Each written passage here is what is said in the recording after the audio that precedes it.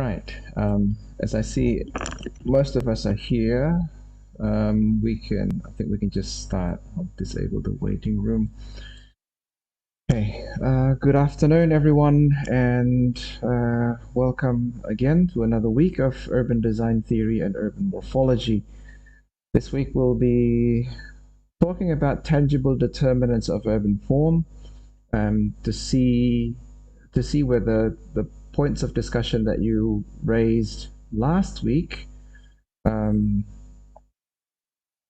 to prove to prove some of the points that you raised last week. So just a quick reminder for those who haven't already done so, don't forget to mark your attendance by scanning the QR code appearing on the screen. Right.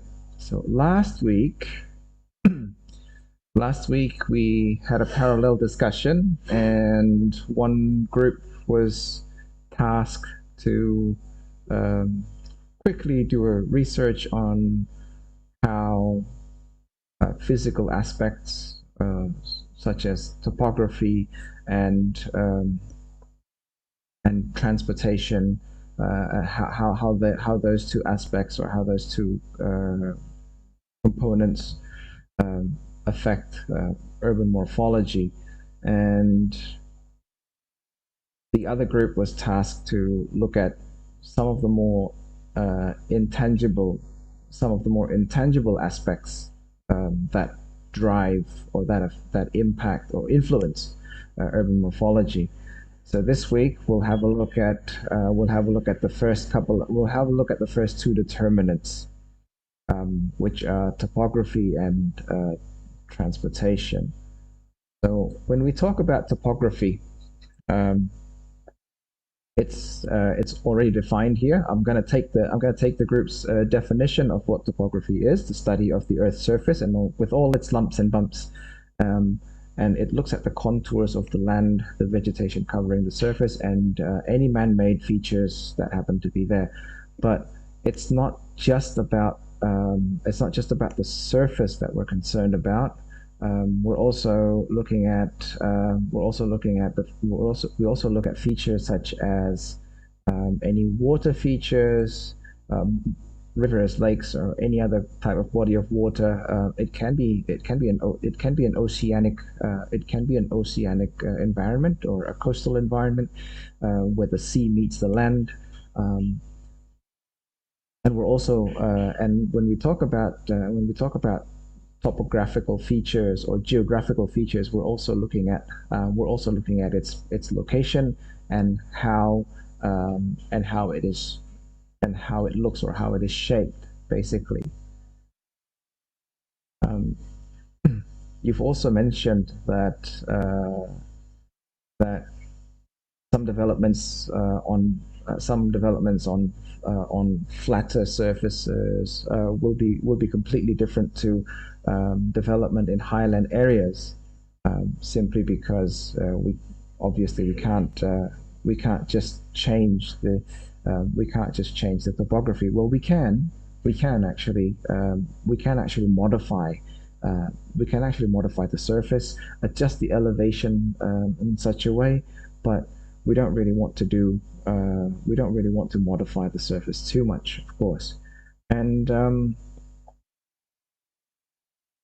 flatlands and highlands, or lowlands and highlands, both have different different characteristics, and both have their advantages and disadvantages, which we'll have a look at.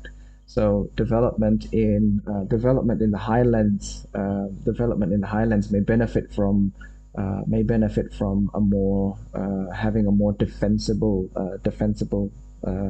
space, so to say, because they're perched high on top of the hill, overlooking the lowlands. And so if somehow an enemy or any other threat were to come, it would be easy to spot from above. Whereas the lowlands, maybe the lowlands are more fertile. They have plenty of grazing area and open areas for farmlands, but they're also prone to geographical or geological threats or climatic threats such as flooding. Um, but let's have a look at some of the types of settlements, or some of the city types that emerge from these different morphological geological features. So these city types that I'm mentioning here, river city, natural, and then the hill towns, whether it be on a hilltop or on the hillside. These are very universal types, or they're like more of a universal category, so to say. But each and every one of these cities have their traits or characteristics and have their advantages and disadvantages. Some may be more suitable for farming habits, and some are easier for public land management. Um, so let's just have a look at each and let's just have a look at each of the typologies, shall we? Whoops, too quick there. And there we go. So the first one, the river city. So settlements on riverbanks or river cities. They're as their name suggests, they're located on the banks of the rivers, and these rivers usually serve as the main route for trade or for trade or travel, and it can be or it can consist of one or more than or multiple one or maybe two or more rivers that geographically divide the cities. Um, so I think in the early days, at first, parts of the city that were separated by the river, they're connected by boat and other means of water transport. Um, and then as technology advances, as construction technology and construction knowledge advances, people would think the once separate parts of the city. Um, in the As the city grows, then the river is not only used for transportation, but the river can also be used as a means of recreational activity, or they even attract tourists. Examples of river cities: Surabaya is actually a river city. Banjarmasin is a river city. I think one of its nicknames was the city of a thousand canals or city of a thousand rivers. Unfortunately, as the city grew, the canals were covered and then to make way for development. Um, Prague in the Czech Republic is one of the most iconic bridges in Prague that leads straight to the city center, where they have an antique clock that is, I don't know, that clock is about 500 years old. And so that's one very iconic. City grew. They built more bridges. It may be a bit difficult to see in this photo here, but then these two are this is the Tower Bridge in London, and as I mentioned, this is Banjarmasin with their cities. Another famous river city is Venice in Italy. That's a very famous and very famous for its canals. But unfortunately, that city is now sinking. So yeah, I think in the next couple of centuries, we won't be able to see the majority of the city so they say. Um, Brisbane is also Brisbane in Australia is also a river city, and it is and along the river there or I think there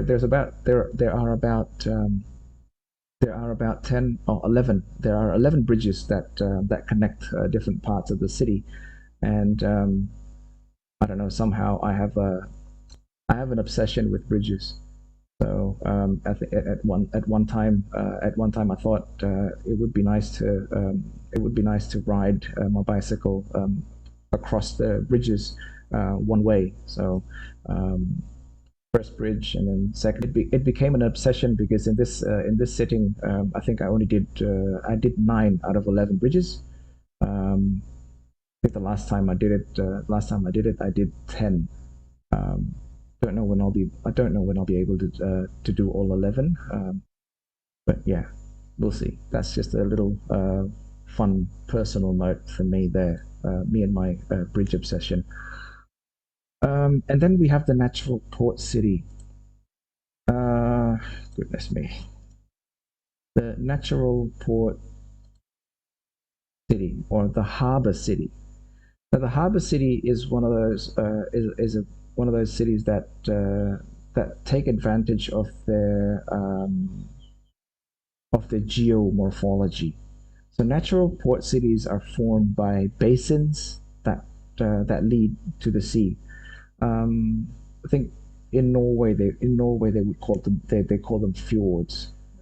So on the hilly coast, maybe contour basins form terrace surfaces like theater stands, and these terraced surfaces overlook the sea. Um, so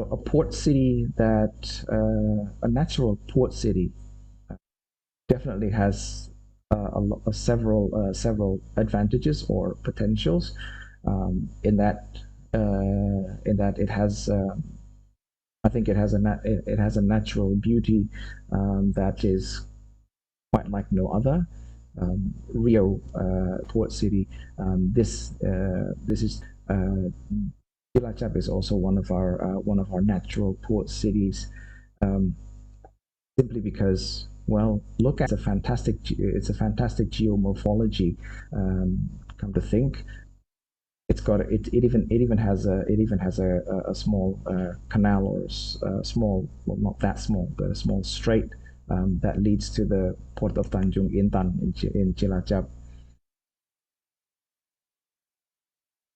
So cities that evolve or that grew from this natural feature or natural or harbor cities, um, they would they were, I'm not sure if you can see it from here, but their road patterns, their circulation patterns actually follow the follow the shape, the overall shape of the land, um, and that would connect it to other parts. So that's the natural port city, and then we have the natural defense. Um, Throughout its history, in the history of urban development, there are many cities that have natural defenses that are shaped by the environment and their site, land contours, and their position against position relative to the hills, rivers, and seas. Um, the ancient city of Troy is actually one of them, and I know that this is I know that this is not the picture that the pictures that you see here is not exactly a picture of a city of a city, a picture of a castle Castle Wartburg in Eisenach, Germany, and it's quite a hike going up there. And immediately once you get to the front, once you get to the main entrance, you can immediately see that that it makes sense actually to build a castle and a bit of a defensive fort on the top of a hill like this. Um, it is this castle is a it is actually a fortress, and the city of Eisenach actually surrounds. Actually, building a city or building a fort on top of the hill is is a strategic call, a strategic decision. Um, to keep enemies, to keep marauders out. And if you look over on the far side of the castle, um, unless you're very skilled at climbing, I think there is no way that you can scale these walls without proper equipment. So that just adds to the defensive feature um, and its defensibility. Now, the part of the contour, the part of the area that form valleys, they can be used to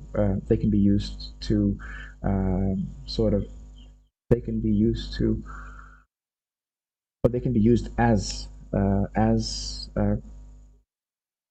corridors, as access routes, and thus it makes it to make the day-to-day operation of the city manageable, but also it also helps with preventing the invasion of enemy troops invade and infiltrate the fort. So, but as the city grows around it, but if this were a city like Troy or perhaps even Machu Picchu, then it would have had sprawling settlements around the central building, and all the way perhaps even down to the foot of the hills.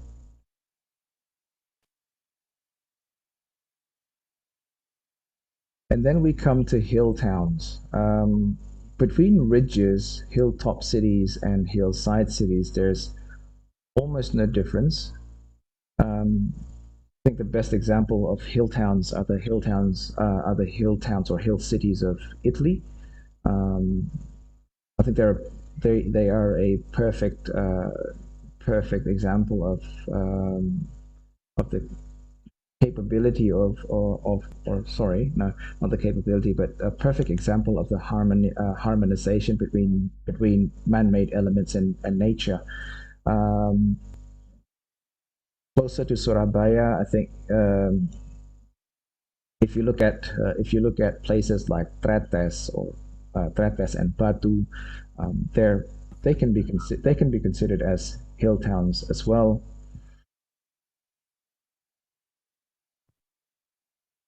as they occupy part of the hill. Yes, Maulana, do you have something to say?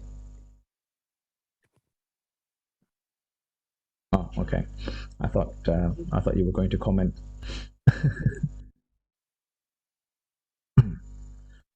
So, but the shape of the city adopts the character and the configuration of the shape and height of the slopes. Um, Usually, the city grows by building its network of roads and buildings on the potentially developable sections of the hill. Um, so some of the roads and buildings that are placed there have been placed there for practical and for technical reasons.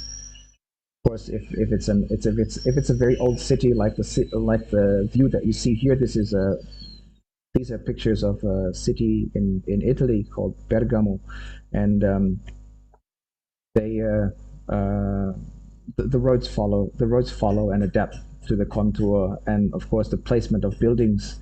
Because this is quite an old city, then of course you have I think I marvel at their technical capacity, considering that building technology back then was not as advanced as they are now.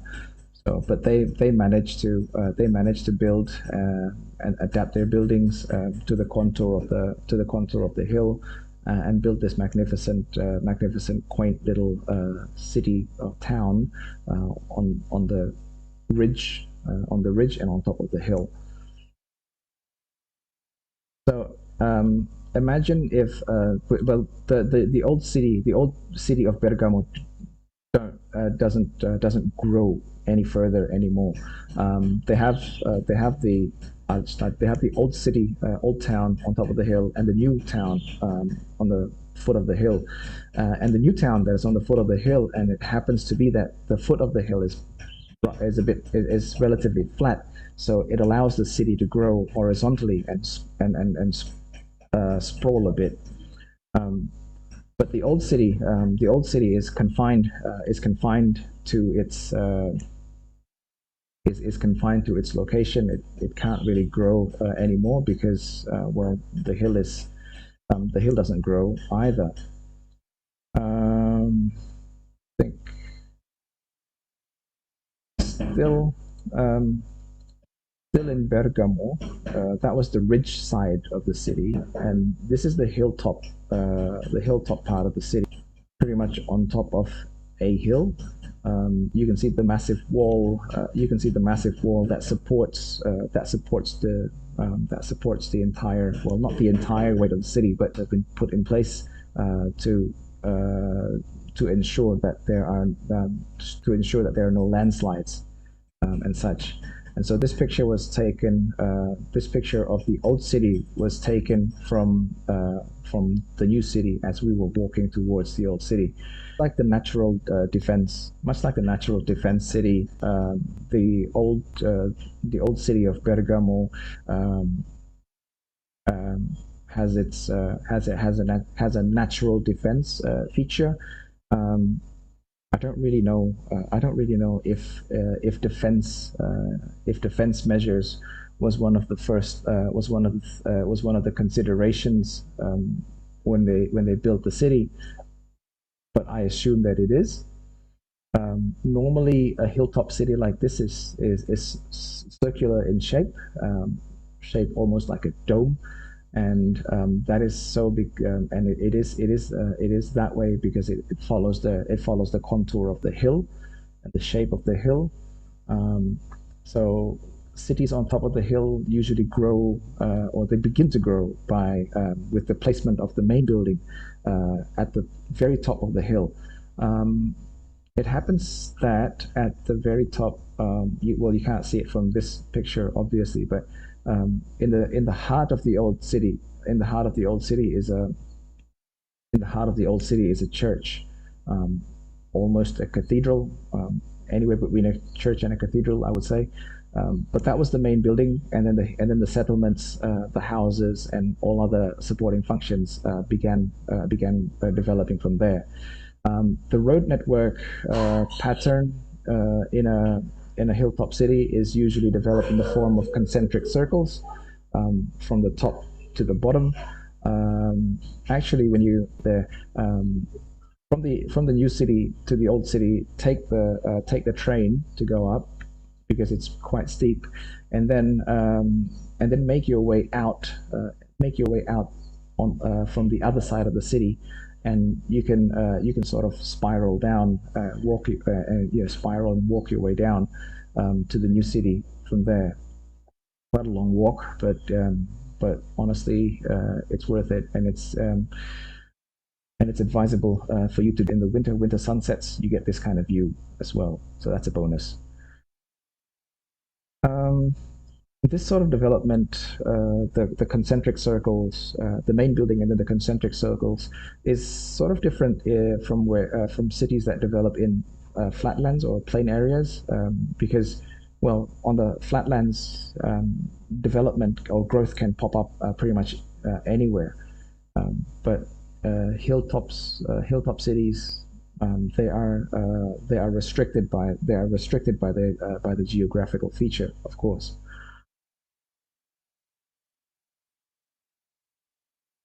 And then from the hilltops to the hillside. Now, you might be wondering what's the difference between between a ridge town and a hillside. Well, the difference is the orientation. Um, so, unlike other hill towns, the hillside town is usually located along the slope that form terraces. Um, just like the natural harbor, harbor town, where you have this sort of shape, bowl like shape that or theater seat like shape of a and so the city itself the city orients itself towards the center of that bowl, so to say. Um, that's facing the valley. So the city is oriented to face the valley, which generally gives you that view of serenity or whatnot. So this is another. These are pictures. These are again, once again, pictures of Bergamo, but from another side. So from one side, you can tell that it's a hilltop city. The old Between the old and the new city, there is a ridge town, and then just on the other side of the old city, there is a hillside town, because it overlooks a valley. And unfortunately, because this was it, this was 3 or 3:30 in the afternoon, because it's winter. I think I took this just as the sun was setting, right beneath the clouds. Um, if I took this photo 10 minutes earlier, if I had taken it 10 minutes earlier, the fog, the mist wouldn't have set in. We would have been able to see the city. Unfortunately, I don't have that. I don't have a photo of. I don't have that. Unfortunately, I didn't take that picture. I was waiting for the fog to set in. So yeah, my bad.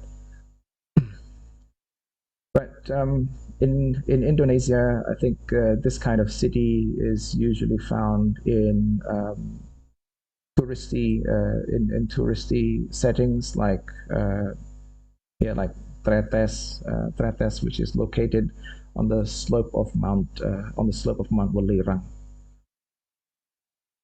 But those are just a few of the those are just a few examples of how geological features or topography, especially, affects the way cities are built and affect the way they grow. Now, we talked about transportation. I think in the first mention that ancient horse car, to say that, or the city as allows it. Nowadays we have cars and high-speed trains that allow us to cover long distances in very short in a short time.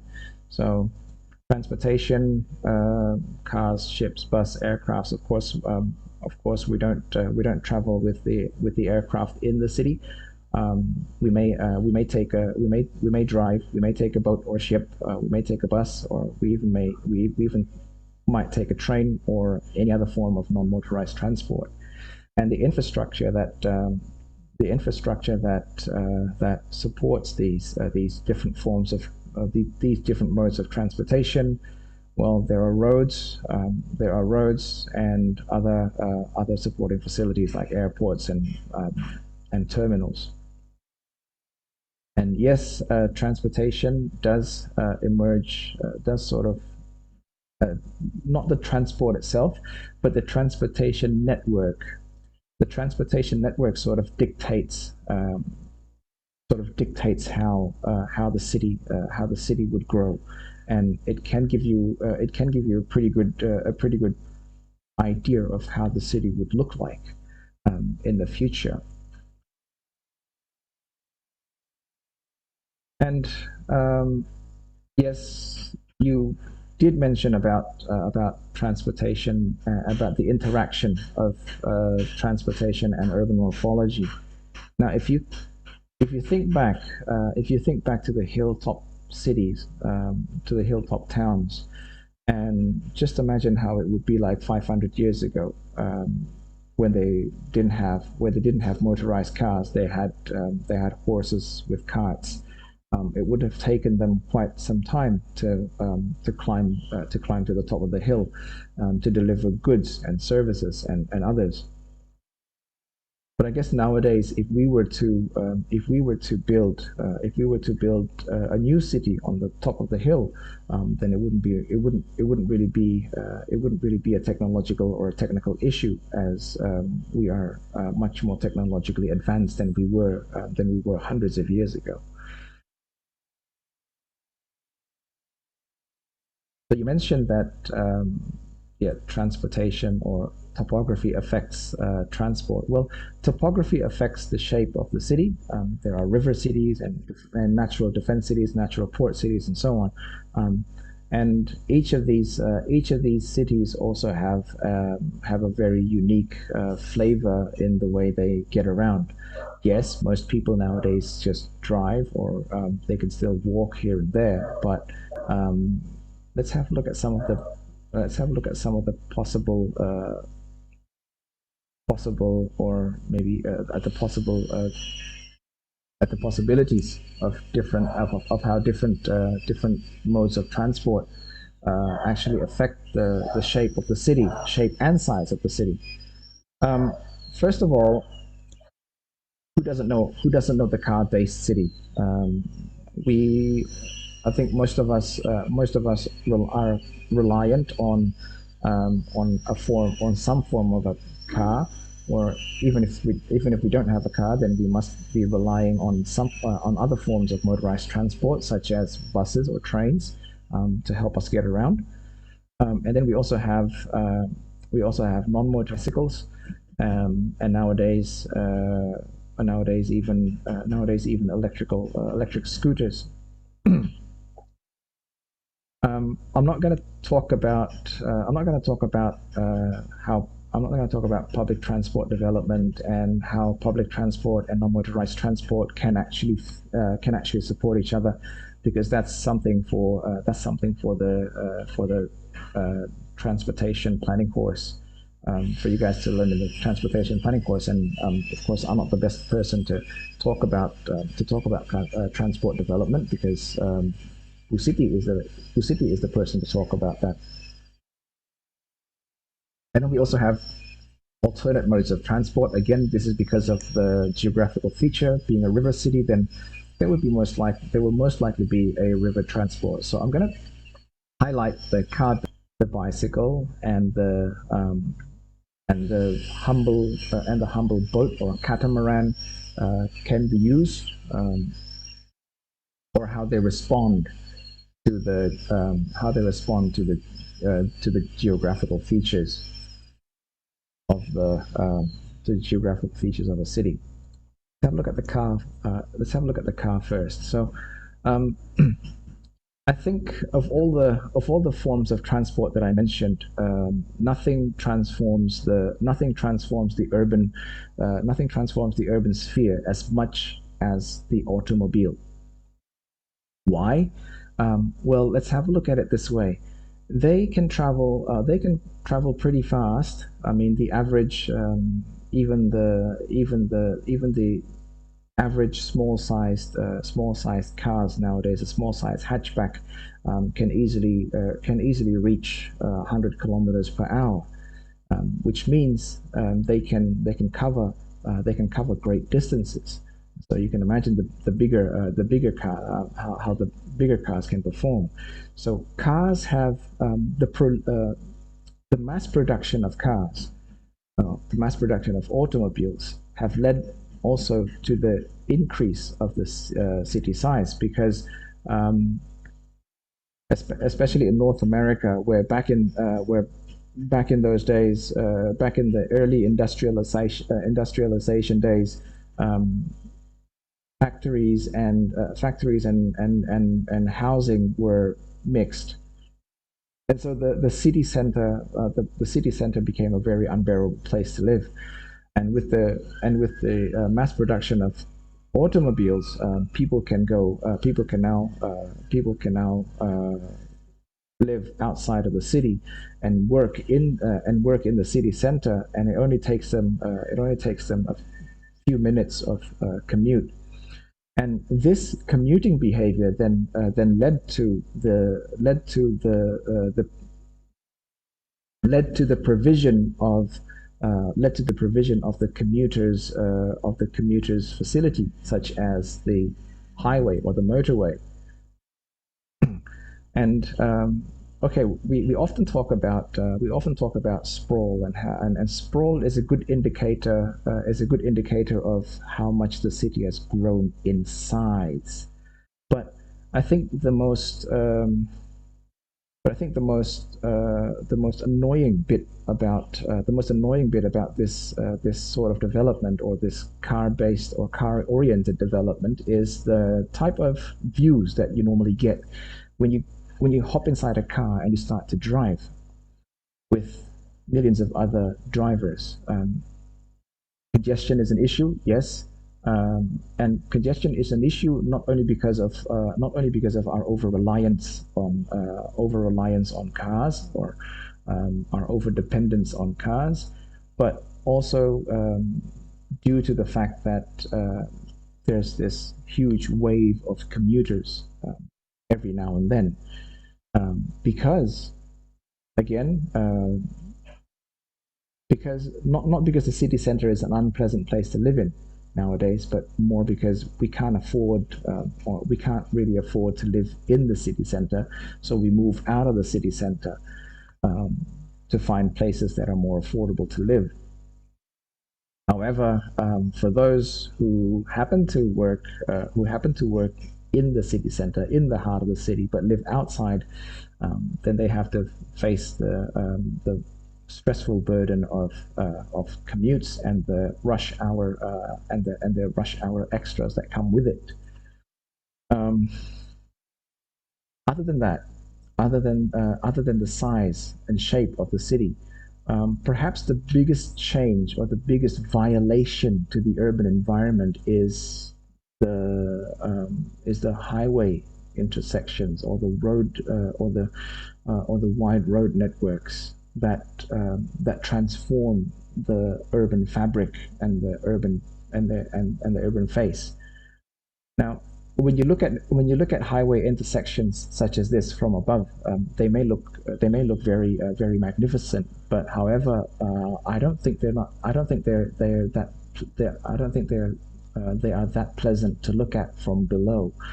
And another thing is that, to be honest, if I were working in one of these, prefer to work on the higher floor, because again, the intersection looks magnificent from above. But if I were to be put on the lower floors where I can see the pillars of the highway, then no, thank you. But it's not just about personal preference or the right to a good view that I'm talking about here. The provision, oftentimes the provision of large scale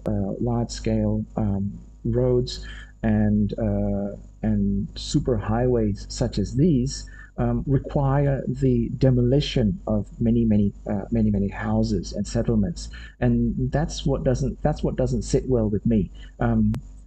In other words, planners and city builders actually displace people from their homes to make way for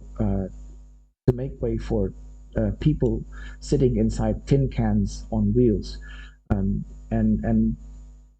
to me, I don't think that's fair. However you look at it, if you were to develop such a network for specifically for logistics, then that's fine. But outside of rush hour, then I think most of these highways are pretty empty. I remember when. I remember when one of the reasons why I decided to commute from my home in Brisbane, from home to university. I decided to commute on my bicycle was because it was actually a lot quicker to ride my bicycle than it is to take the bus, because the bus has to go through the road network, of course, but the bicycle can be on the sidewalk, or you can go on the bike lanes, and it's a lot quicker. So from my home to the university was only about 20 minutes, but if I took a bus, it's 45 minutes bus ride and then an extra 15-minute walk. So it's about an hour. Plus, it costs a lot as well. So, but that's that. I think there are a lot of publications on how superhighways have changed urban fabrics and displaced people from their homes. But unfortunately, I've been having trouble accessing Classroom lately. That I haven't been able to upload anything to our week 4 reference folder. I haven't even been able to set up the folder. So fingers crossed. Hopefully things have been resolved, and I'll upload them pretty soon. So that is the car. But if you were to move away from the car, what happens if you suddenly think, okay, cars aren't that good, maybe we should move on, or maybe we should shift to a non-motorized transport instead?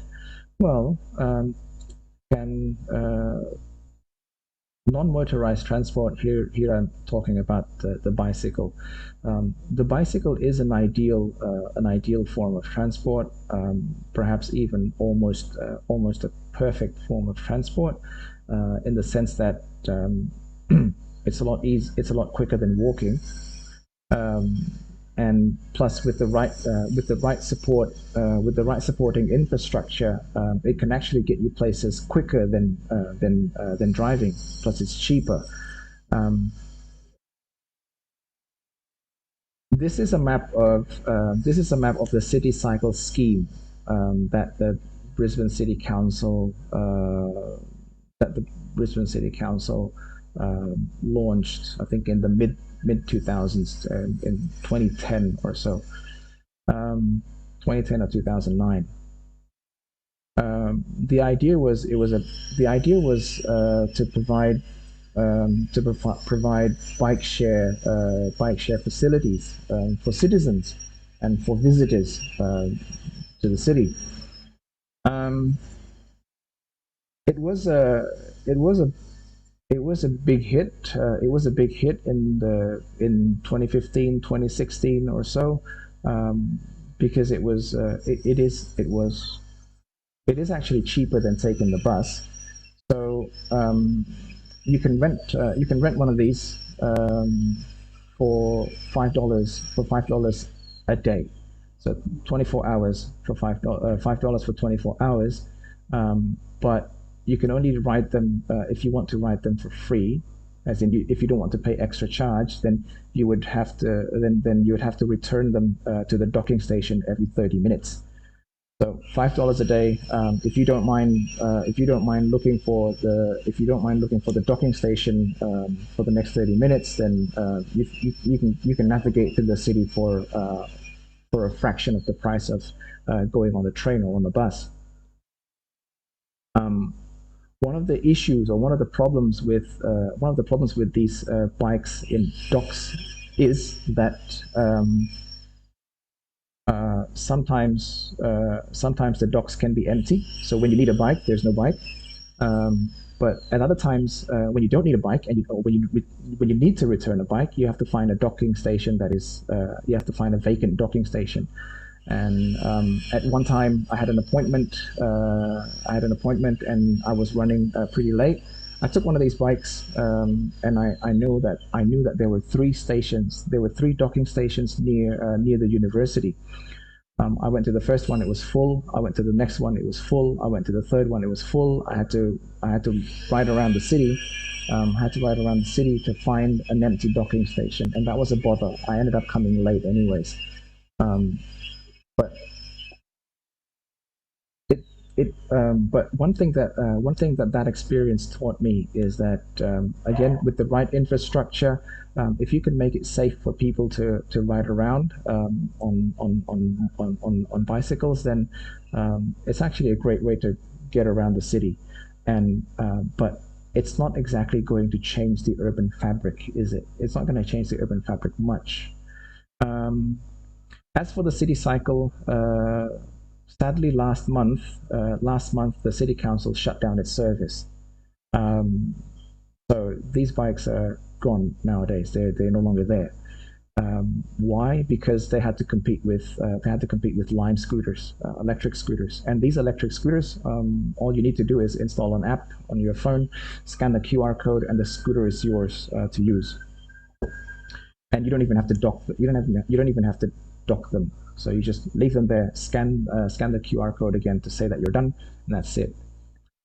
Um, yeah, but this was Brisbane City Council's attempt at making cycling accessible to people, but there is a city, or in fact a country, for that matter, that loves the bicycle so much that it becomes their primary mode of transport rather than cars. One thing about owning cars in Europe is that it is pretty expensive, um, and that is absolutely impractical to own a car in Europe. I have a friend who lives in I have a friend who lives in Germany, and because he can't lug his children around like this, he decided to buy a car, and with that came the insurance, the tax, and other costs, other than maintenance, of course, and the operational costs. So and parking is also a hassle in most European cities. Um, so with that, the picture on the right, you may think, okay, bicycles, sustainable, clean transport, but this is a nightmare to see, isn't it? When you see all these, how do you find your bicycle in amongst all these? Now the bicycle can actually can become feeders for public transport. This is a picture of bicycles outside a train station or a commuter's train station. So commuters ride their bicycles to the train station, and then they take the train to work. Um, but even more so, I think the best way to illustrate the effect of the bicycle that the bicycle has on a city is to tell you a little bit of the history of it. Or the story of one city, actually. So let me ask you this question. Can non-motorized transport transform urban form? As we know, cars have transformed the urban form. It has made our cities grow wider, fatter, to be fatter if you like that term. But if we revert from driving to taking non-motorized transport, can that decision actually change our urban environment? Can we actually change the form, the shape of our cities? What do you think?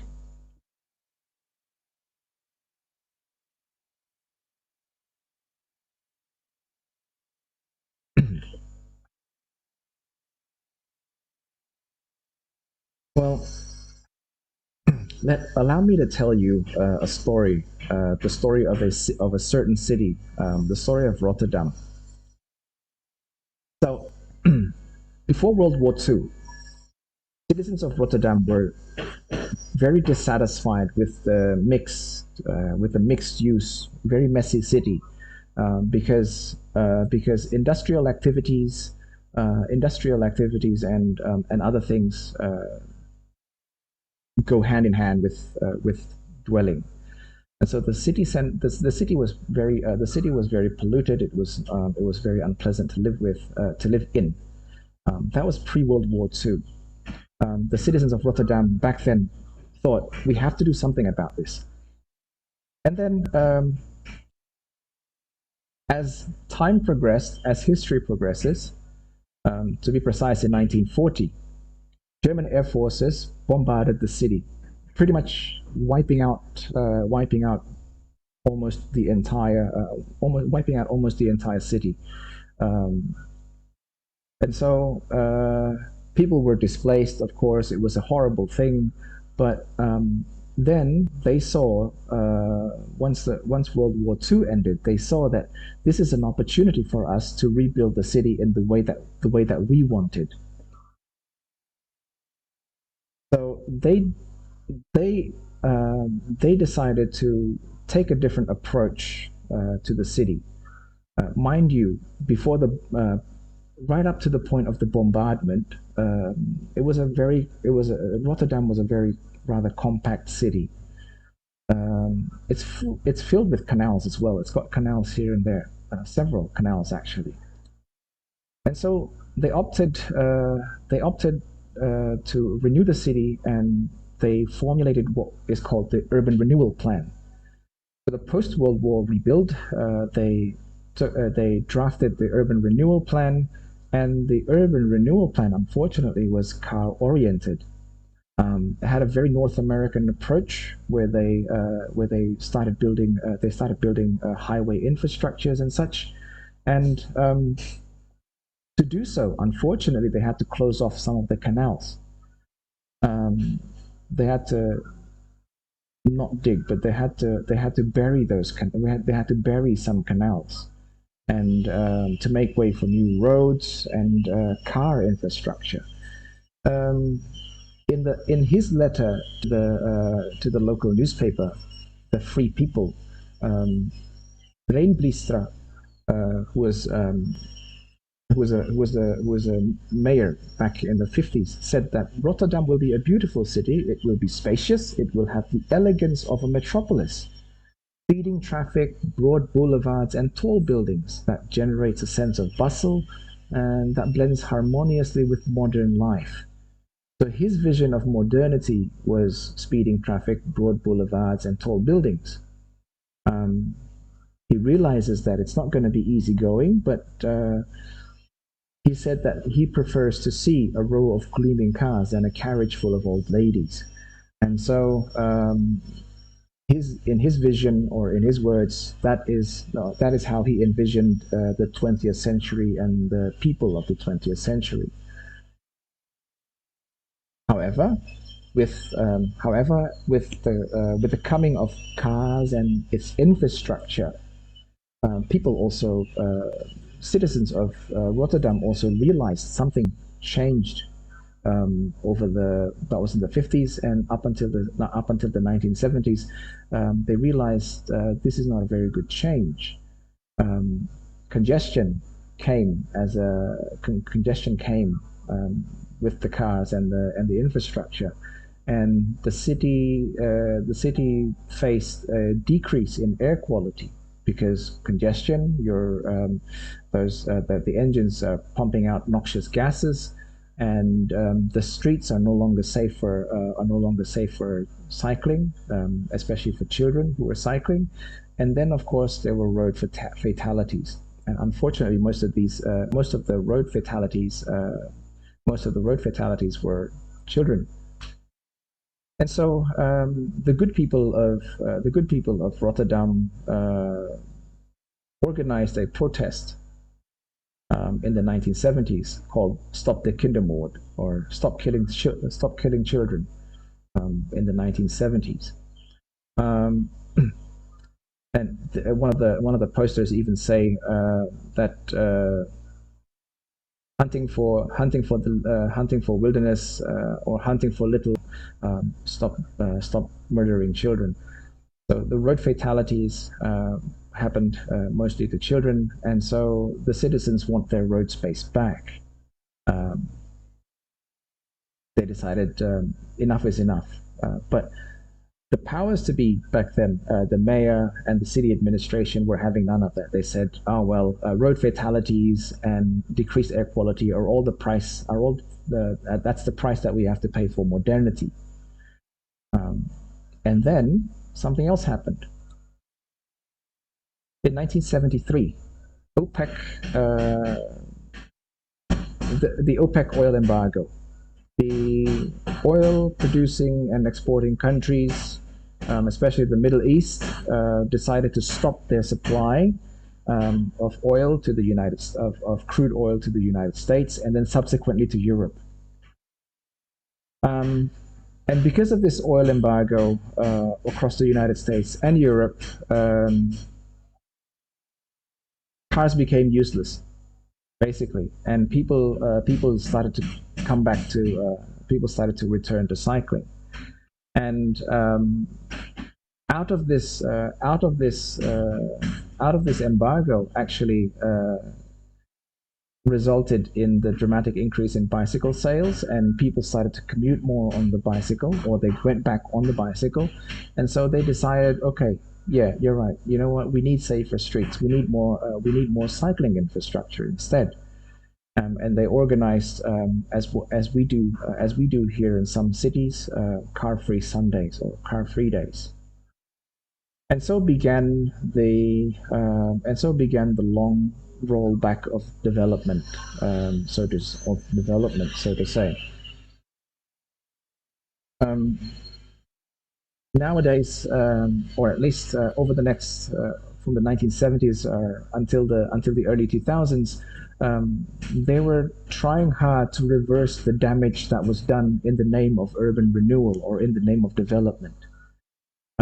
They decided to reduce the space for cars and increase the space for bicycles, increase the space for children. They readjusted road networks so that cars can't drive through a certain road unless it's a logistics van, um, or a truck that carries goods. But private cars are no go. So and they continue to do so, and then I think at some point they even dug up their old canals. They dug up and they reactivated their old canals because that would help bring that would help make the city more attractive, and so on and so forth. So, can non-motorized transport actually change the urban morphology? Um, Maybe not. It's not going to shrink the city in any way, but it will have an impact on the urban fabric, in the sense that I think opening up spaces, or reducing the space for private vehicles, private cars, especially in city centers, would can can potentially increase public open space areas, or can say, for example, if you have a parking building, if you want to restrict cars coming to the city center, if you knock down that building and you can turn it into a park instead, a public park instead. So it's not going to change the shape of the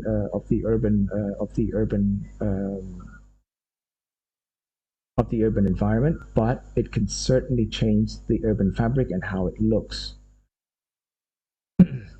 A couple of books that I can recommend if you want to dwell into the non-motorized transport, or and the urban cycling literature. Um, I think out of these three, number one, Bruntlet and Bruntlet, Building the Cycling City. I think that's the best one of all.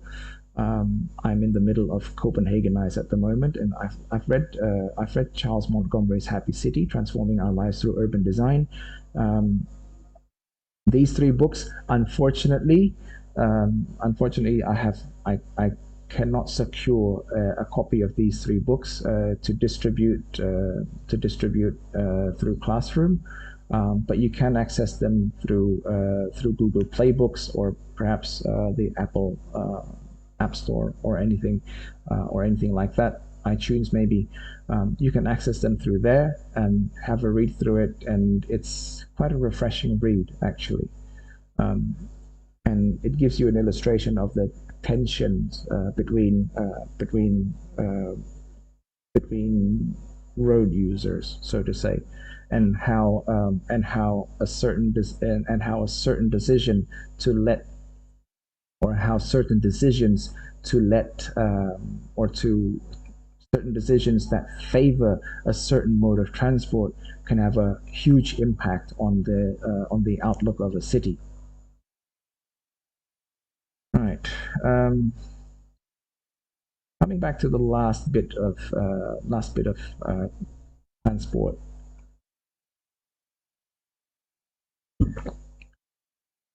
Now the now the river or waterways transport may not have an impact whatsoever on um, may not have an impact whatsoever on the urban form. Correct me if I'm wrong, but um, they can potentially make a excellent alternate form of transport. So this is a map of the Brisbane ferry network. The blue line that you see, the blue line that you see is the city catamaran or city cat route that takes you from the University of Queensland in the south of the city all the way up to Brett's Wharf and Apollo Road in in the north. The river does flow a little all the way into the sea. Um, but that's still quite far away actually, and so this is a nice form of transport in the sense that it's not going to get that it's not you are not going to experience any sort of congestion.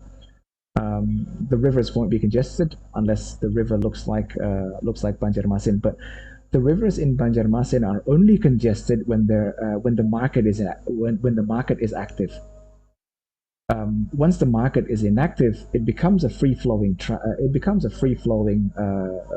highway actually. So for those of us lucky enough to live in a river city, I think developing a ferry network to help us get around the city or help us navigate through the city is a very is a very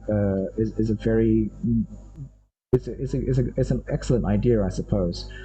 So basically the zone one, zone two only refers to tariffs. So the amount of money you have to pay if you travel on the ferry.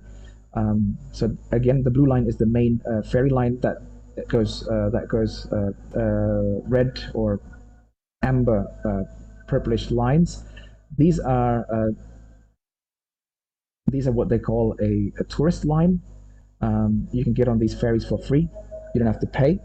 It's called the City Hopper. So it takes you from one tourist attraction or tourist destination to another. Whereas the city ferry, the main city ferry, takes you from well, it takes you from the suburb to the city center, of course, but it's more for commuters. Whereas the red line is for tourists, and then they have a yellow line which serves only the city center. The yellow line here, um, it's only for channel crossing, just to cross the river. Again, it's free of charge. It's called the Cross Ferry here in Tenerife, and another one in Norman Park. So what's interesting here is that within the same river, they provided several different services. And again, because it is traffic free, it's basically it's basically congestion free. So the ferries all come on the ferries always come on time. The buses are always late. Um, the trains not so comfortable, but the ferries are a really nice way to navigate through the city. So and one thing to note here is how each terminal is connected to at least one 402, 412, and here in Regatta, here in the Regatta Wharf, and so on. So that's one thing to note about this. And when you're, it's basically you can basically go anywhere. Um, this is another snapshot of so it's a pretty extensive and quite efficient, if I may say, if I have to say, it's quite an efficient form of transport.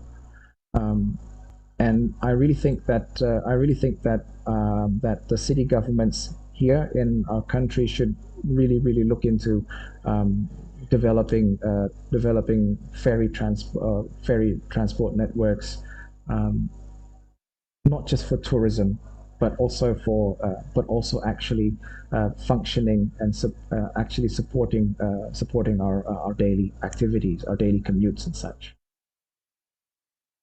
So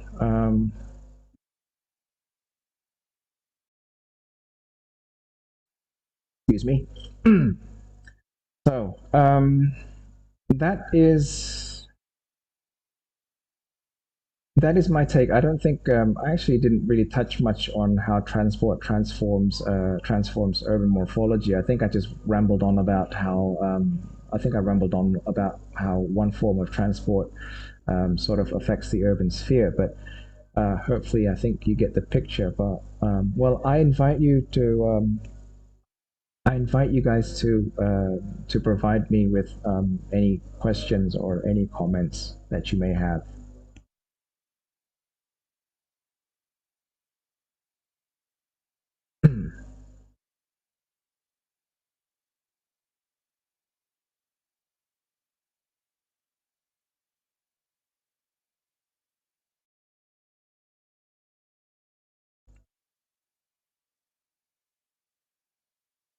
Okay, well,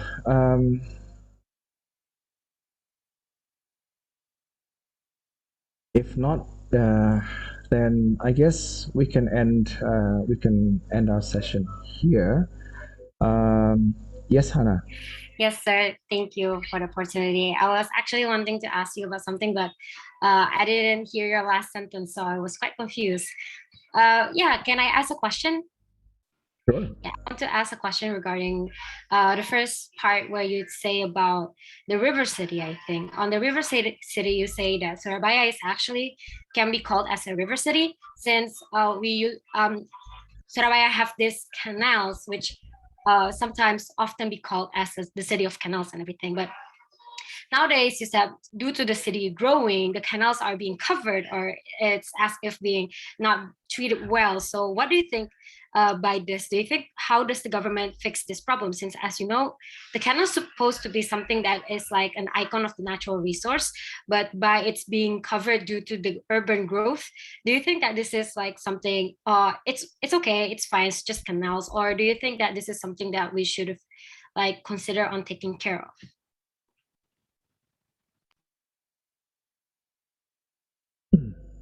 Right. Thank you for that. That's a very good question. Let's get back to River City. Um,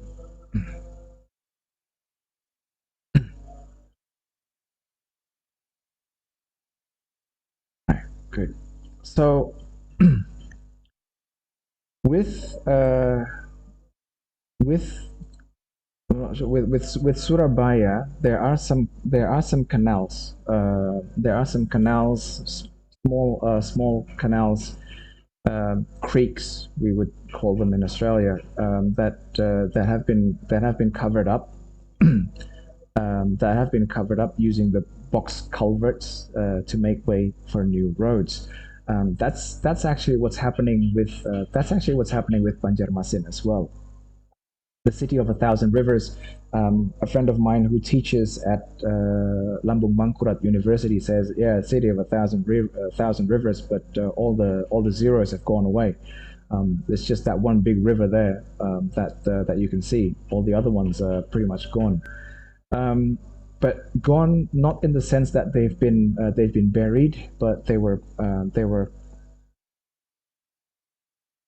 covered by box culverts. Um, you see, the thing is,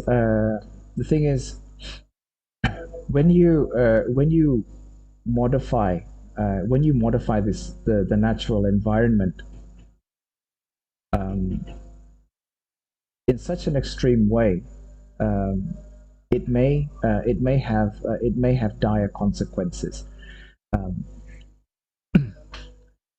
so, for example, the rivers are a part of the rivers that shape river cities are a part of the ecosystem, and so of course you have to maintain a good balance between the built and the natural environments. Um, but what is a good balance actually? I'll give you an illustration. Um, if you leave if you leave a canal the way it is, um, it can absorb water. It can absorb water according to its capacity, according to its porosity and such. If you turn that natural canal, if you think that this is not uh, this is not displacing water as quickly as it should be, and then you decide to cover the surface with concrete to make water flow faster, you may get short-term gains, but water has to go somewhere, and normally and usually canals are connected to a greater waterway system. They're connected to a bigger river, and the river is connected to the sea. And the way nature has it that is that each of these canals feeding into the river, um, they feed into the river at the exact pace or at the exact debit that is needed. Some of them seep into the sand, seep into the ground. Others flow into the river. If you if you replace the canal with a concrete gutter, with a concrete sewer pipeline, um, then then the water that's supposed to go into the groundwater does not go into the groundwater, but all of it go into the river. And what happens is that the river overflows. And so you might think, I'm building a sewer network to alleviate flooding, but what you get is actually more flooding because the river overflows, and then it backfires. So hard engineering such as that should be avoided whenever possible. But if it's not possible, then we would have no choice. But you will have to compensate in other ways. So in the case of Surabaya and perhaps even Banjarmasin, um, normalizing the canals, normalizing in the sense not to build, not to cover them up, not to cover the surface up with concrete, but to normalize them and to return them to the natural state as closely as possible would be the best option, would be the best way to normalize these canals. And I think only then we can alleviate we can alleviate the problems with the city, such as flooding, and two, we may actually be able to develop a very interesting network of canals for us to explore and to enjoy. Um, to explore and enjoy, because I think there is an innate desire for us to be connected to the water or something, somehow. As much as I like going up the mountains, I can't help but stop and wonder at a lake, and even sometimes I just want to dive into a lake as soon as I see one that is really natural and pristine.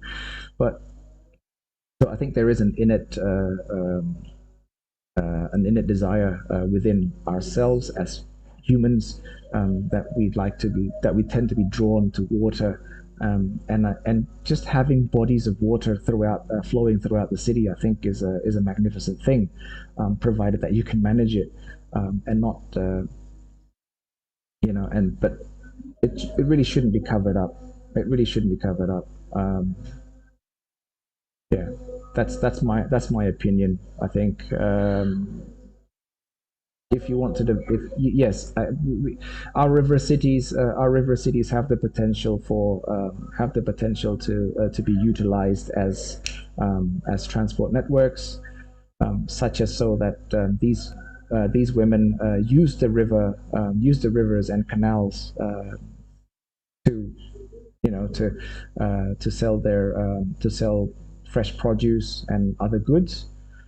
So I think we can do more. I think we can do more with our rivers and waterways than just for commercial purposes. We can optimize it.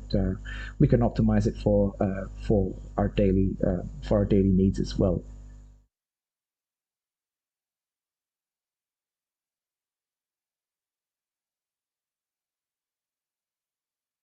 I hope that answers your question.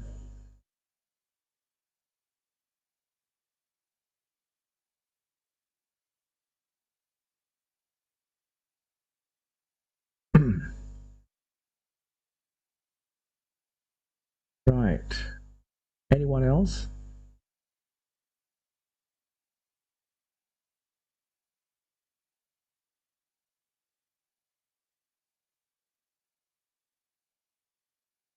Right. Well, if not, then I will upload some of the stuff that I've been talking about. I can't, as I mentioned, I recommended those three books to you, but unfortunately, I can't share them with you um, for some reason. But you should check them out when possible. I'll also upload some additional references into to Classroom uh, for your perusal. Um, there was something else that I wanted to say, but I think I forgot.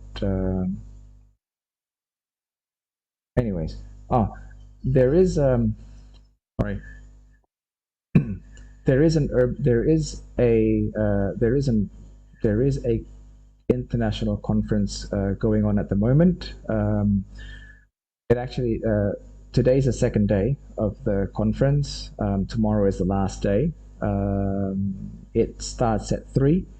I'm gonna send the link to you. I'm gonna send the link to one of the class representatives, so that if any of you would like to check it out, you can check it out. It's free. It's free for you to access. And for your information, one of your seniors one of your seniors will be presenting in the parallel sessions this afternoon.